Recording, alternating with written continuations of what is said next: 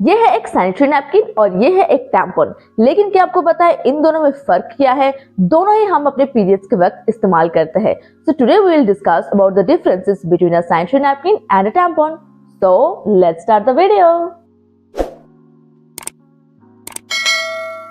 Guys, pad जो है हमारा एक थिन एब्सॉर्बेंट लाइनिंग है जिसे हम अपने अंडरवेयर में स्टिक करके पहनते हैं ताकि ब्लड हमारे शरीर से बाहर आकर इसकी टॉप सरफेस में गिरकर यहाँ पे एब्सॉर्ब हो जाता है पूरा ब्लड। इस तरीके से हम अपने पीरियड्स का गुजारा कर देते हैं। Whereas tampon is in cylindrical shape जिसे हम अपने वजाइना पे इंसर्ट करते हैं और ब्लड हमारे अंदर ही एब्सॉर्ब हो जाता है।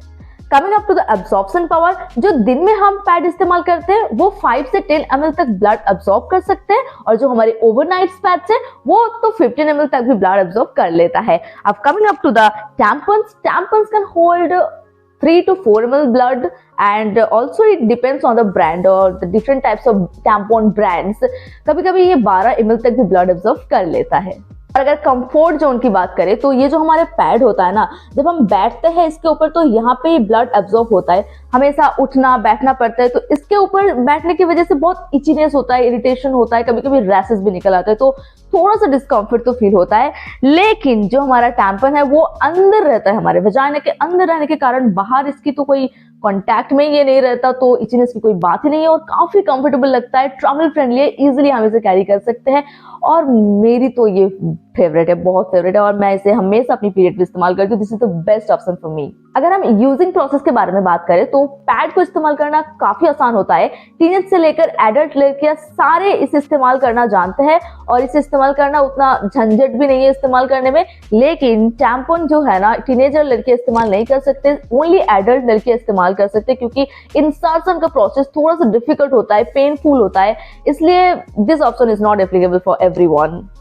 अगर स्मेल की बात किया जाए, पैड बहुत देर तक इस्तेमाल करेंगे तो बैड स्मेल आता है, ओडर आता है और वो बाहर तक भी पहुंच जाता है। लेकिन टैम्पॉन से बैड स्मेल या ओडर की कोई चांसेस नहीं होती है और अगर टाइम से बदलो तो इचीनेस या फिर और कोई साइड इफेक्ट्स की तो बात ही नहीं होती। अगर डिकम्पोजिशन की बात करें तो एक पैड को डिकम्पोज होने में 6 महीना तक लग जाता है।